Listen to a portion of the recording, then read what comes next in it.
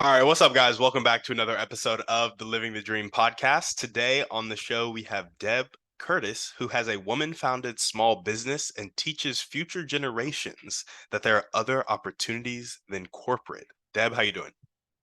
I am doing great. And I'm looking at the Zoom here. You have Timmy. You go by Timmy? I really don't mind. Tim, Timmy, Timothy, but I tell people Timmy usually when they ask, I unless like they, Timmy.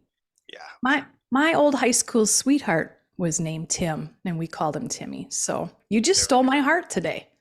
we go. There we go. There we go. I love it. I love it.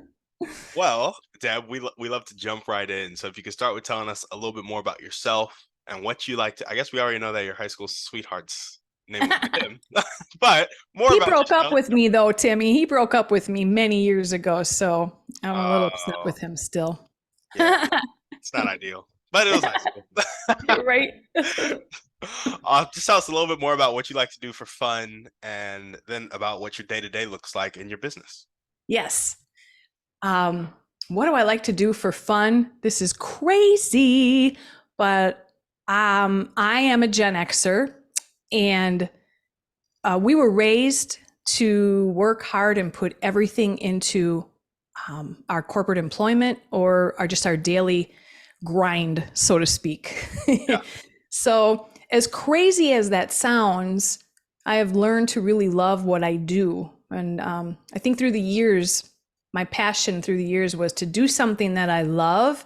And after 30 years in corporate, it taught me um, an industry that it has a wide variety of options, but one in specific that I love.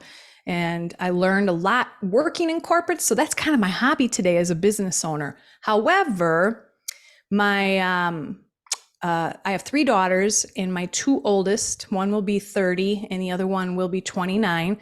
They blessed my husband and I with four grandbabies, two in 2020, two more in 2022, and there's two more coming in 2023. So I'll have six in total. I call them my COVID grandbabies. Um, right? Yep. There's a big baby boomer coming out of these years. So my new hobby of late is my grandbabies. I'm a young rookie, hip, modern Grammy. And I will always be that way. I never want to be called grandma. I would prefer Grammy. So my hobby is my business and my grandchildren, Tim. So thank you. Yeah, of course, of course. So you're gonna have six total grandbabies in the next 9 months. Isn't that crazy? November, the other two are due. They'll know on the 29th of this month, both girls, what the sex is, and they're gonna find out. Oh, and I should add, I do have a 16-year-old daughter who lives at home, and she'll be a senior next year. Yes, there's a distance between the daughters, and here's the message for all of you, maybe elderly moms, not elderly, but older moms. Um, my first two girls are a year and a half apart, and we were young raising those girls, and it was easy. We were young, Yeah.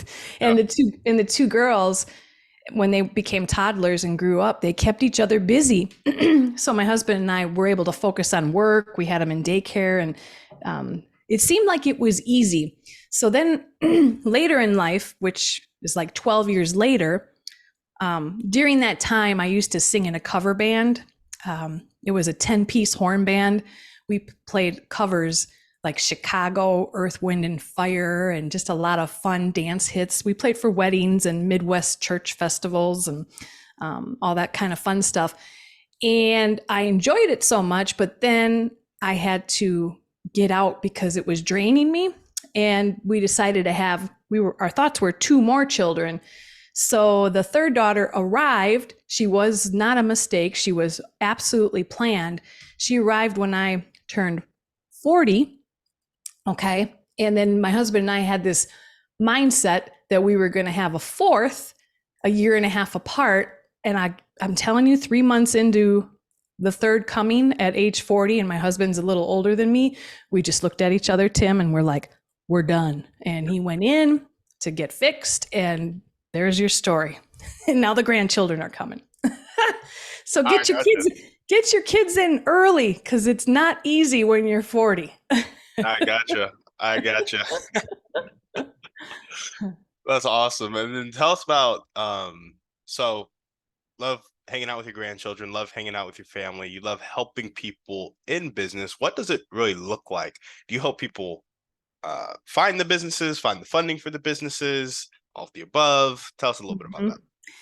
So what I do is help individuals that are in small business buyer mode of established money making businesses, small businesses that are either on the market, like a home is for sale on the market, or real estate that's on the market. Well, there are small business listings on the market, or they can find these businesses just through networking. You may know the business owner for many years. Sometimes a simple question, have you ever thought about selling your business, turns into an opportunity.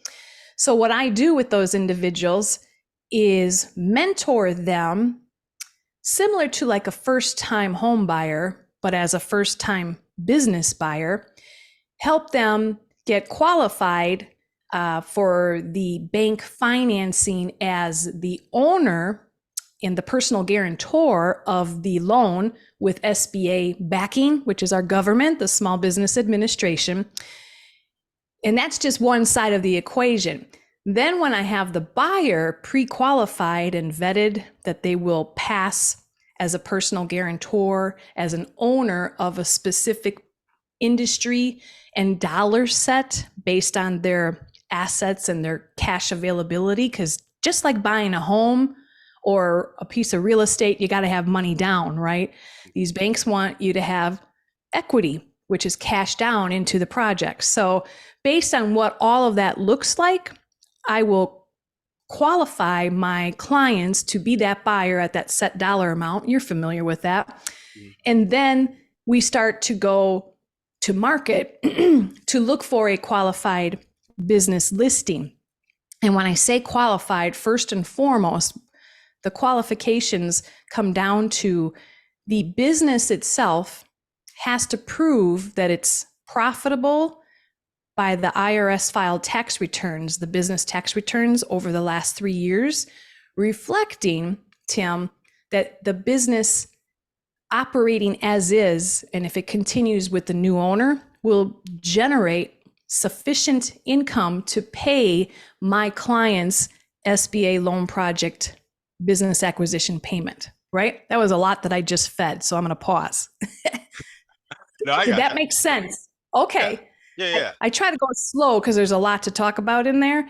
But nobody knows about this. It's very rare. They don't teach this in school, in high school.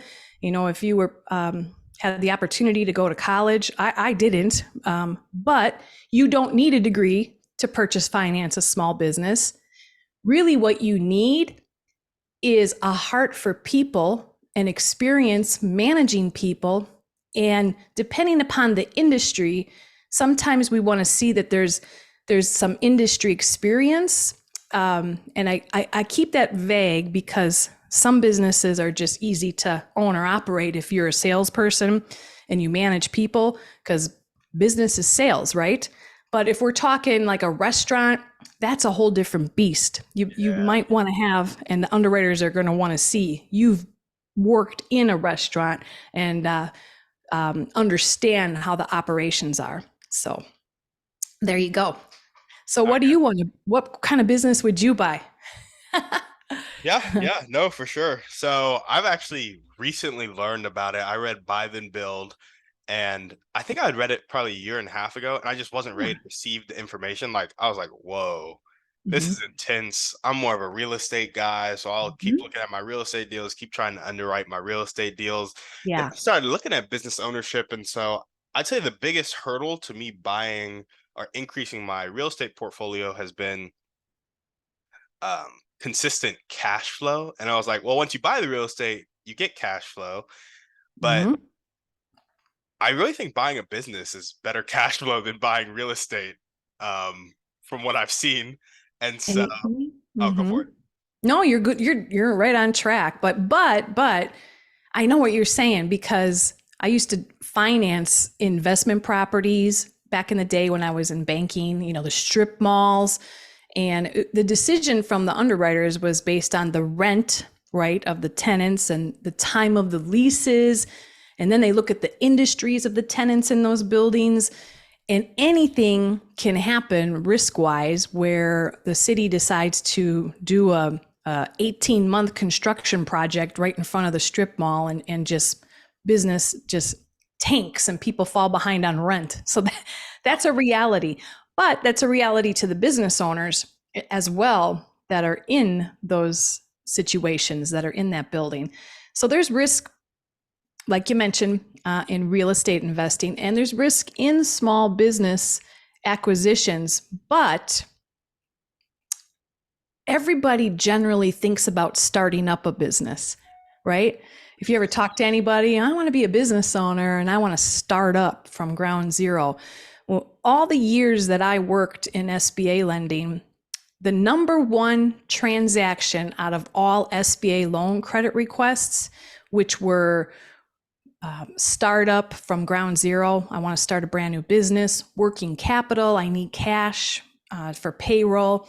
I want to build a building that can be an SBA loan. I want to buy a building for my business. That's another credit request. But between startups and buying a business that's established and already earning income, you know which one garnered an approval more so than the other, and that was the established small business acquisition. So if you can transition in gracefully and not be a bad new owner blowing out the whole team and it's already profitable, but if you can go in gracefully and just oversee the business and you have a love of people, you are going to hang on and enjoy the ride of what's already working, right? Yep. Yeah. And in addition, the current owner that's working at this business that you're buying has been pulling an owner salary. And they can range based on average salary of that industry, or in some cases, some owners pull some pretty big salaries to offset the cash flow so they don't have to pay taxes. So we look at all of that together. That's something that I don't expect buyers just to understand, but all of this is what I mentor, what we look at. How do we adjust? What's the business financials going to look like when you slide in, right? Yeah. But yeah, they are profitable, and in today's economy, the best business to acquire is the ones that are essential, meaning we as average US citizens need our cars to be repaired. We need our landscaping done. We need somebody to come out and maybe build a deck on our home, stuff like that. We're living longer.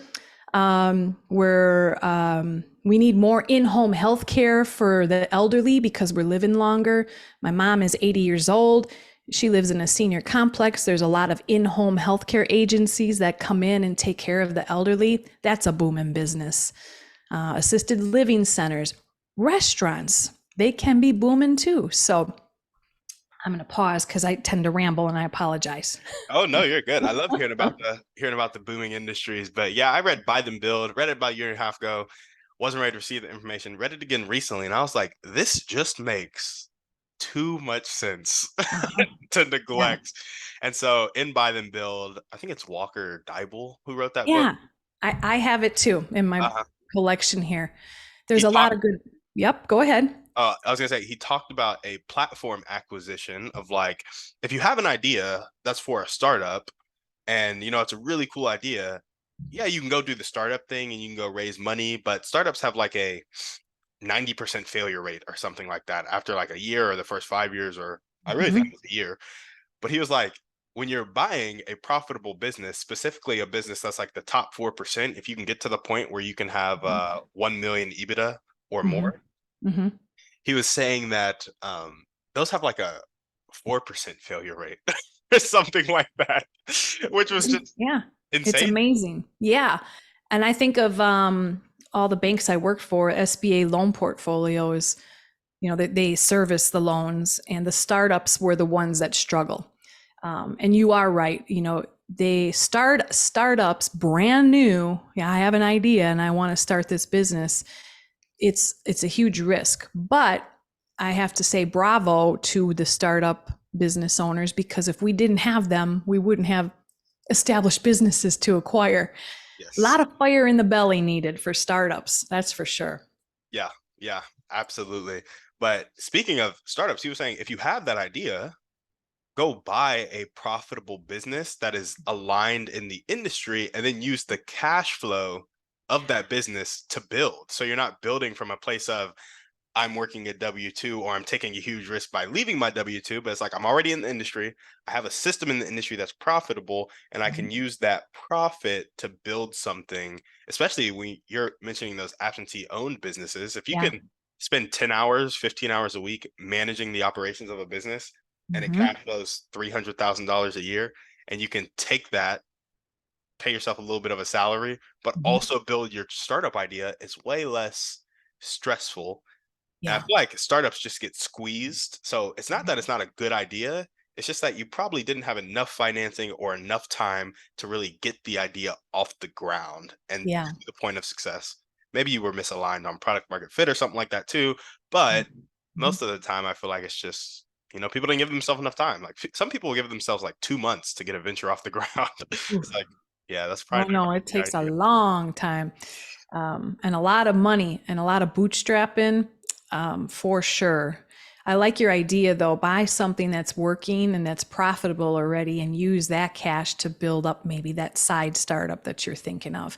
And you hit it on the nose too. There are absentee-owned small businesses today, and what that means is, for your listeners, the business owner more than likely is a baby boomer or a Gen Xer, or maybe even a millennial, because there's some pretty hardworking millennials out there. They trained up key employees in their small businesses to own. Let me say that again. They trained up key employees of the businesses to operate the business without their presence. They started to back out of the business as the business owner. And that's where a lot of small business owners make mistakes. They try to do it all. And I don't, it's only my way or the highway. And that's not going to work. There's no value in that, because when you sell your business, when you do everything and don't allow the employees to have a stake in operations, there's no value to a buyer, because when the business sells and you, the owner that does it all, walks out, that's it. The business is done. Yep.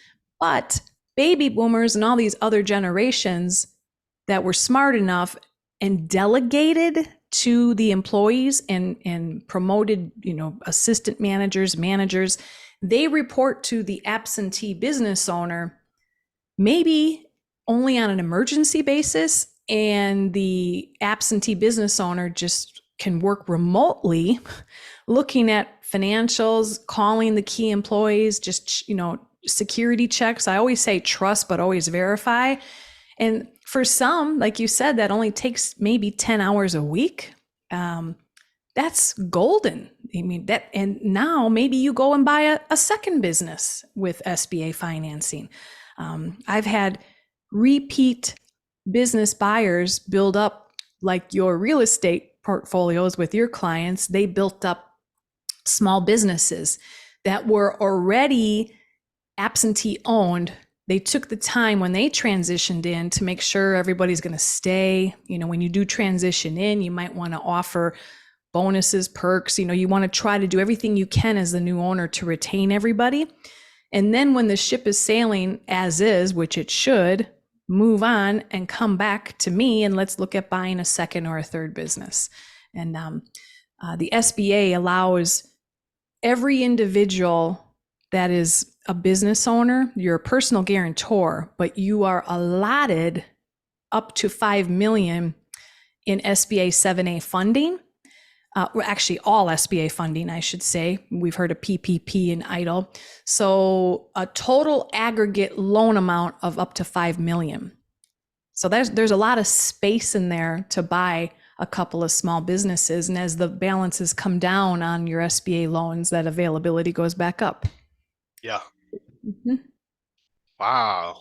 5 million aggregate. And Yeah, some of these small businesses will trade at like 1.5 or 2x multiples. And so you can get a lot of cash flow for hmm, like, I mean, the cash on cash returns can get pretty ridiculous, honestly. yeah, If but they're also, it is a business.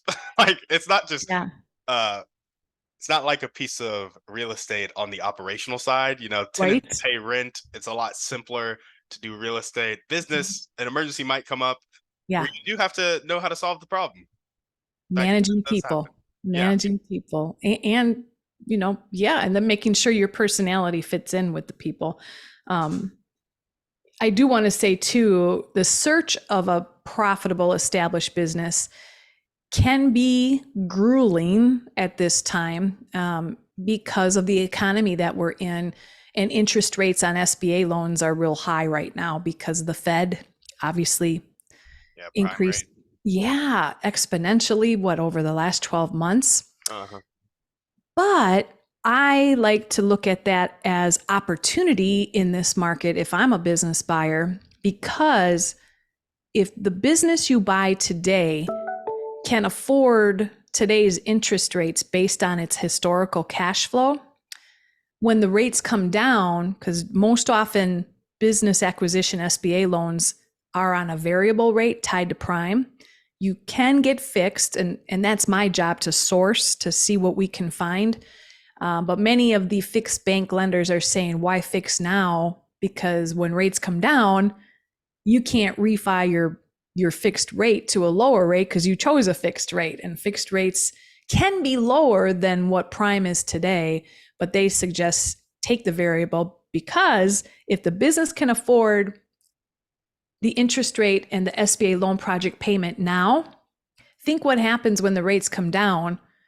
That's extra cash flow to the balance sheet because now your payment goes down, Yep. right? Hmm. So I think of the buyers, the business buyers in 2020 and 2021. Oh my gosh, Tim, we were slammed. The market was crazy. Everybody was buying businesses. Money The was free. rates, it was free. Thank you. It was free money. But now what is happening in the market is a lot of the small businesses that bought a business and financed it at 3%, they're now sitting at 10.5% or 11.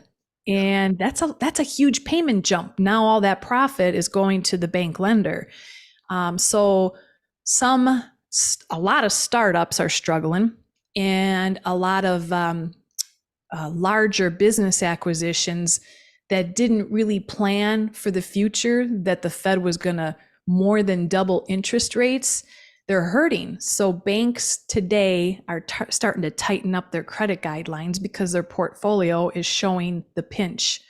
And if you work with one bank lender that does SBA financing, business acquisitions, they have their own credit box and their own appetite, and their own portfolio hurts, so to speak. So you're going to get a different answer from all these different banks because they have all their own credit policies, right? Hmm. And as a business buyer, to navigate the waters of all the different credit boxes is difficult because it's all over the place. And that's why the SBA, which has its own credit policy, has sometimes a bad rap that it's a headache, which it is if you're doing it on your own, trying to apply with all these different banks. I've been doing this for 20 years. Now that I'm a business owner, my clients engage me to source the banks that I know are not tight with their policies and are still lending. So I save you that time. And as we know, purchase transactions are time sensitive, right? Hmm. So we have to hustle on getting the capital and moving the deal. And that's what I do. I hustle. Yeah. Yeah. And that's good because time kills all deals. Yep. You know it. Yeah. That's right. It always does. And you got to be prepared out of the gates. because there are other people in line waiting to buy that business. And a couple of years ago, it used to be the investment firms that were buying businesses for cash. That's slowed down a bit now, but they're still out there. And business brokers would gladly take a cash buyer versus a buyer that wants to do it via the SBA loan, because SBA loans can take about, a good bank can take about 45 to 60 days. Some of the other banks can take 90 days or longer. And sometimes it's not necessarily the bank itself, it's the sellers and the buyers not providing the proof of documents that we need, right? You've gone through transactions. Everybody wants to blame the banks, but sometimes it's just the borrower and the sellers that are dragging their feet on providing conditions that are needed to move the loan. Yeah. Yeah. Yeah. No, absolutely. Absolutely. Well, tell us a bit more about your motivation. What really gets you up and keeps you going every day? Seeing in my clients the old version, I should say the younger version, because I'm older now, the younger version of me when I was in corporate and probably in my 30s and in my 40s, just stuck.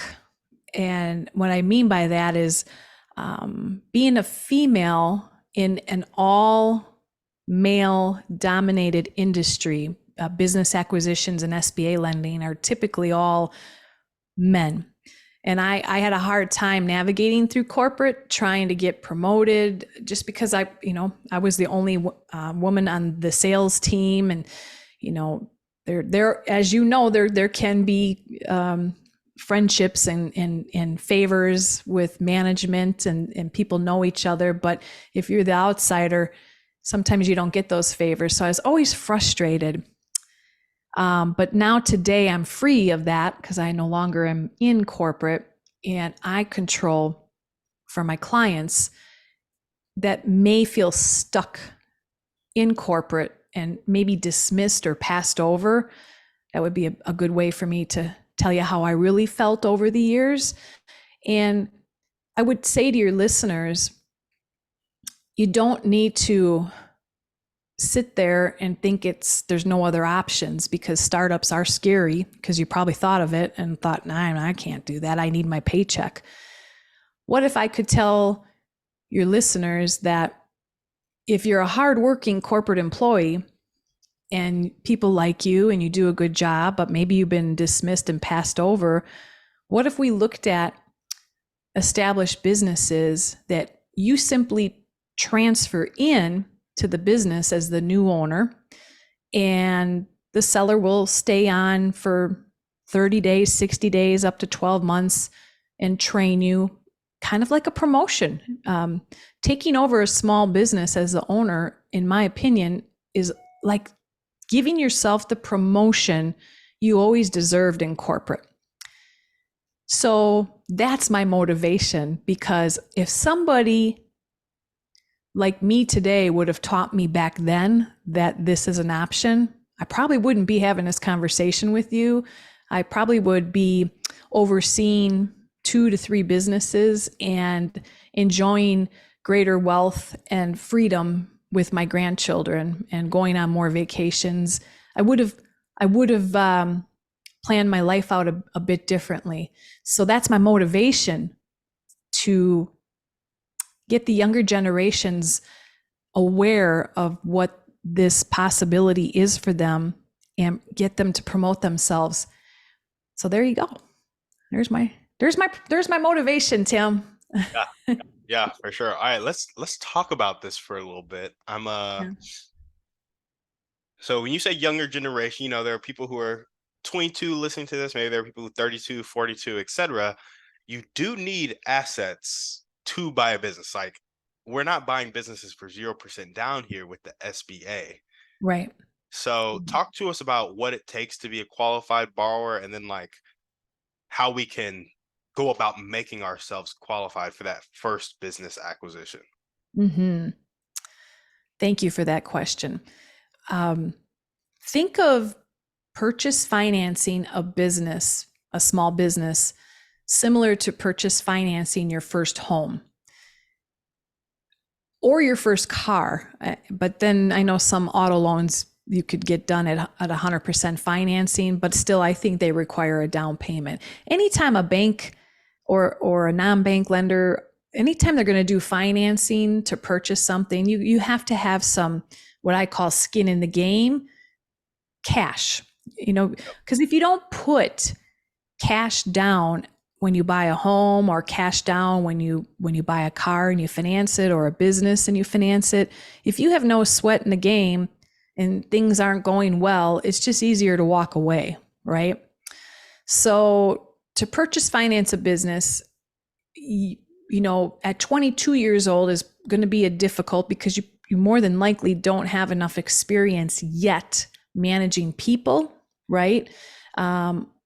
However, I have seen buyers in their later 20s, because there are some very motivated younger individuals that really ramp up their experience quickly. And there are some fire in the belly younger generations. So I'm optimistic, but for everyone. And I just want to say, make sure you have some kind of management of people, sales experience, how to sell something, right? That's important, because small business is selling. Awareness of simple financials, like money comes in, you have expenses, and then you've got your net income. You do this every day with your personal finances. So now you're going to do the same thing with your business finances. You don't need to be a CPA. You don't need a college education. Some bigger businesses that are, more expensive may require more of the responsibilities and experience on the resume, right? So it's like a big puzzle. There are so many different businesses and so many different buyers. My job is to try to piece the two together. So there's not one size fits all. It's just the puzzles on both sides, trying to put the pieces together. You do need good credit, good personal credit. That's a given. Now, some people get confused thinking you have to have collateral if you obtain a business acquisition loan. And there is a rule that the government, the SBA, mandates on business acquisition loans, or any SBA loan. If you own real estate 100% in your name, whether it's your primary residence or other real estate that are investment properties 100% in your name, if there's any equity in the real estate that you own, the SBA requires the bank that's doing your business acquisition loan to take a subordinate lien behind your current mortgage holders. That's the mandatory portion of the collateral. But if you're not a homeowner, Tim, it's crazy as it seems, if you're a renter and you're 35 years old and you want to purchase finance, an $800,000 business that's cash flowing, that's fine. As long as your industry and the business passes with the cash flow historically, you can be a renter and obtain an uncollateralized business acquisition loan. And why this is allowable is the SBA guarantees on all of their loans to the banks that provide the money up to 75% of the loan balance that the bank provided if the business goes under and the loan goes bad. So the banks are a little more giving and willing to finance uncollateralized loans. The key that we're looking besides just the buyer is the seller, the historical tax returns. The greater the cash flow historically, the profits, the net income, the more comfortable the underwriter is that there's money to pay that SBA loan project for the buyer. Yeah. Yeah. So I think there's a misunderstanding today for business buyers. They think they're thinking of their own personal income today. I have a rent payment, I have a car payment, I do have, maybe 75 grand in the bank, some savings. I have good credit and I want to buy a business. And, they think, how am I going to pay this myself? What they have to remember is it's the business cash flow, the business you're buying, that's generating a net income, profits. And if you transfer in and you do it with grace and everything is running as is, that income keeps generating, and that's what pays your SBA loan payment, right? Yeah. So, yeah. You're So still responsible at the end of the day. So if the business has a bad month, then you have to have some kind of cash reserves, and we call that post-closing liquidity. The underwriter wants to know, after Tim puts down, 70 grand to purchase this business, will he still have enough cash in case of an emergency on the personal side, which we all were raised to save 6 months of personal expenses. That's a good start in case something happens. At least you've got a savings there, right? Mm-hmm. So the underwriter will look. We don't want to wipe out every dollar out of your savings accounts to buy a business. That's not being frugal. That's not going to happen. Yeah. Yeah. I got you. And so we're looking at probably about 10% at least, right? It's 10% down.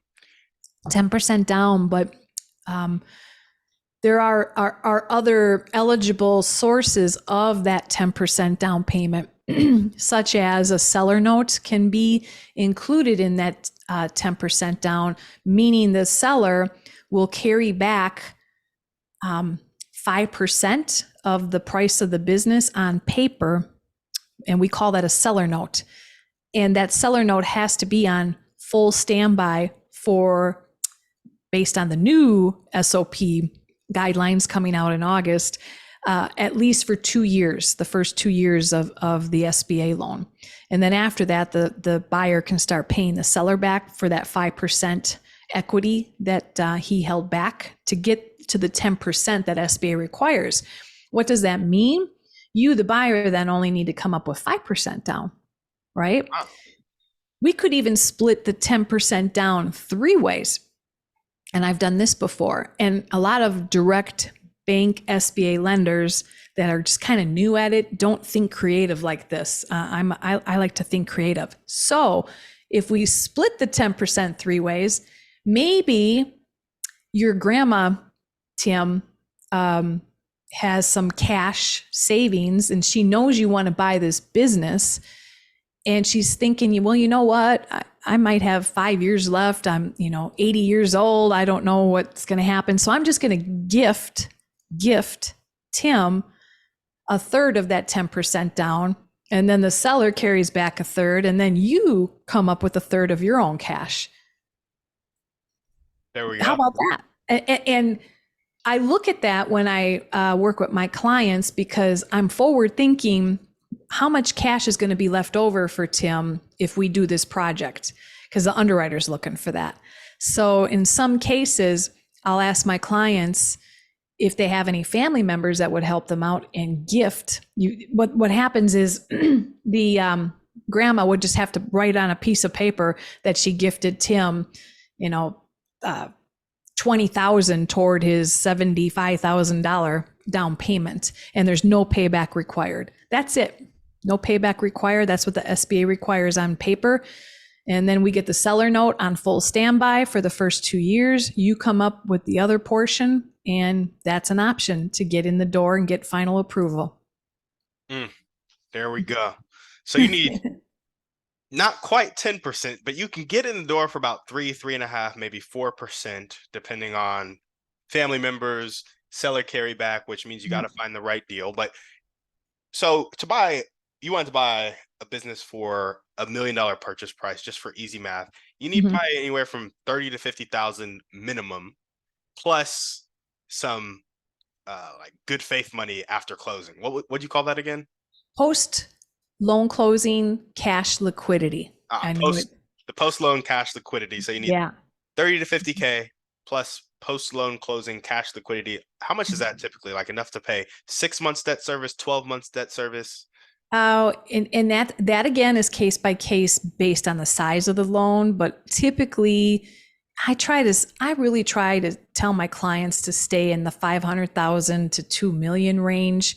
I mean, I can go north to finance those big businesses, but man, for a first time big business, you better have a lot of experience if you're going to purchase a $5 million business. Yeah. If we're talking first time small business owner, 500,000 up to 2 million, 6 months of reserves in liquidity, meaning like a money market, stocks or bonds. I had a gal once that applied last year to purchase finance a staffing agency, and she was turned down by a couple other banks that said no, that she didn't have enough of that post-closing cash liquidity. She just kept getting declined. And when I looked at her personal financial statement, my gosh, Tim, she had all the experience, HR experience on her resume. This business was perfect for her. But when I saw her personal financial statement, I knew she was short on that post-closing cash liquidity. But I did see two vehicles that she personally owned. And long story short, she was engaged and her fiance broke up, and she was going to move from Minnesota to Florida to own or operate this business. And she had a Jeep 4x4, Cherokee, I think it was. And I asked her, what are you going to do with that 4x4 when you move to Florida? What are your plans? And she was going to sell it in Florida.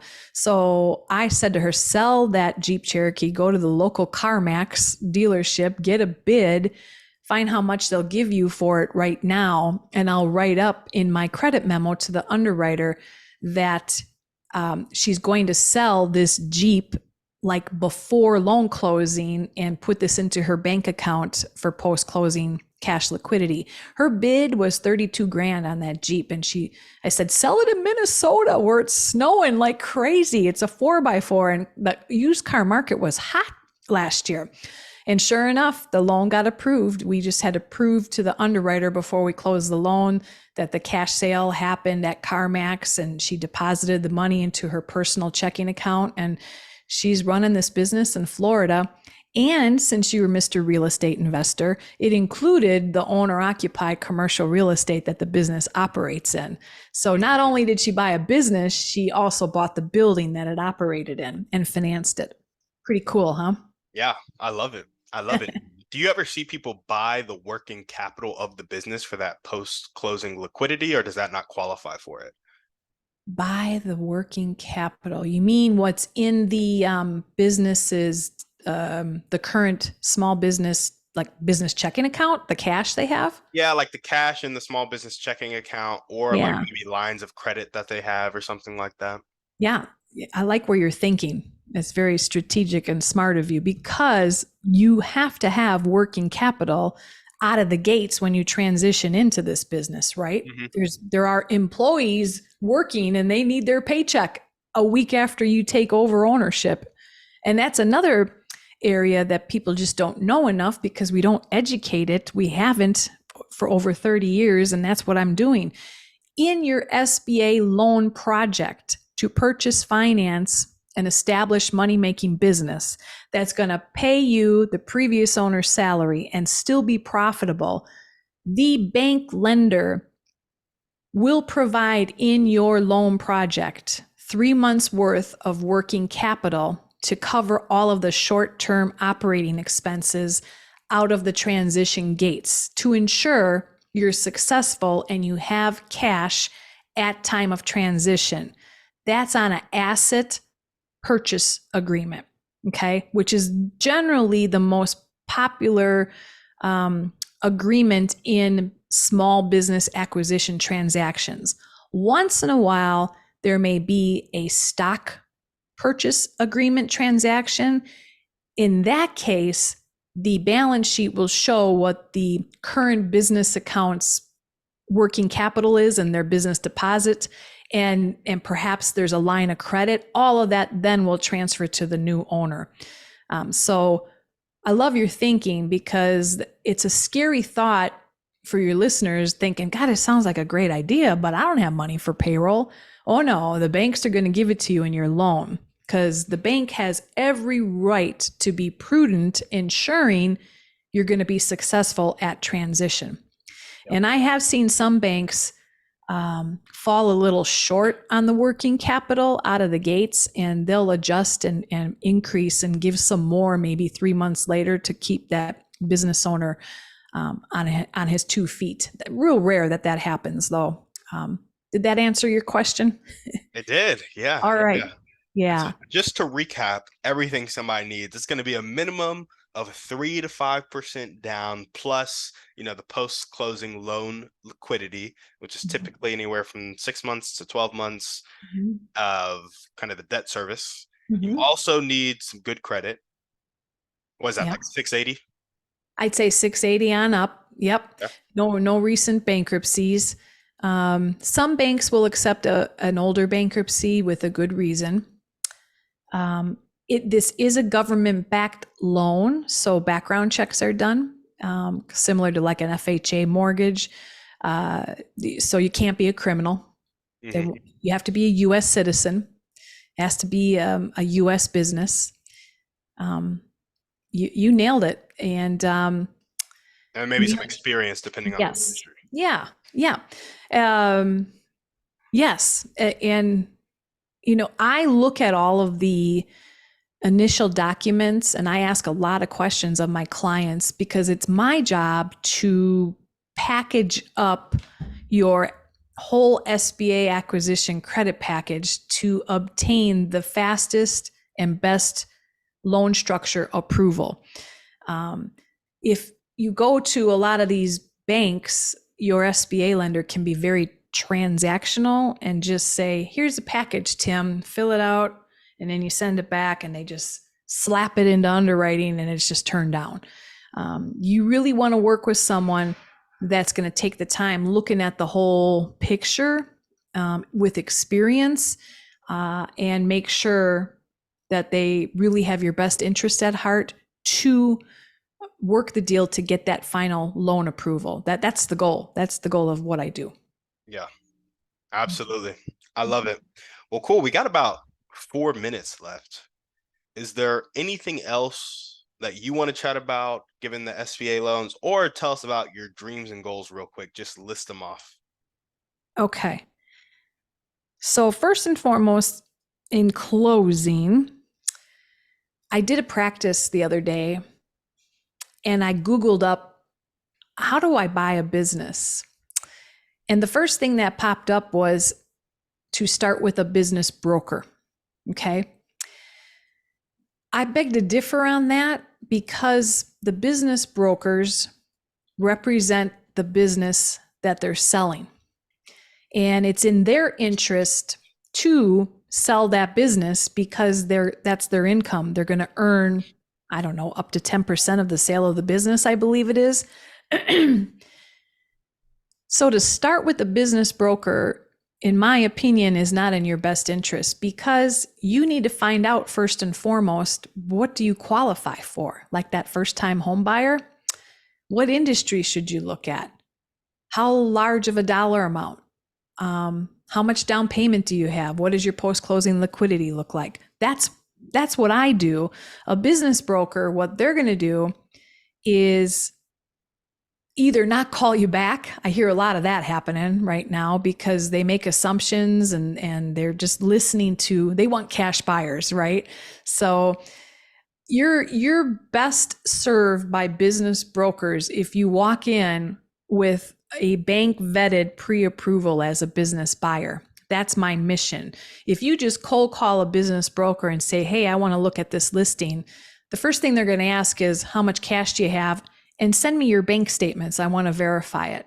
Listen, your bank statements aren't for sale. Your personal bank statements aren't for sale. The business is. So I wish business brokers would get out of the habit of asking for information from the seller because that's not for sale. The business is. And it's ironic because we want to see the business tax returns out of the gates to make sure it has enough cash flow to pay the loan project that the buyer is going to be responsible for. And it's a tug of war. It's a tug of war, right? Yeah. The business brokers do have partnerships with their quote unquote favorite bank lenders that do SBA lending. And what happens is, if you Google up and you see, how do I buy a business, start with your business broker. Well, the business broker is going to refer you to his preferred bank lenders, and they're great, and they already pre-qualified the business, and they're going to just, everything is great and feeling good because they're selling something. Well, that bank lender that they work with pays the business broker up to a 2% referral fee for the loan amount that you decided to work with their lender. My fear is to move cautiously, because now you have a business broker that's selling the business. His interests are to sell that business no matter what, because that's his commission.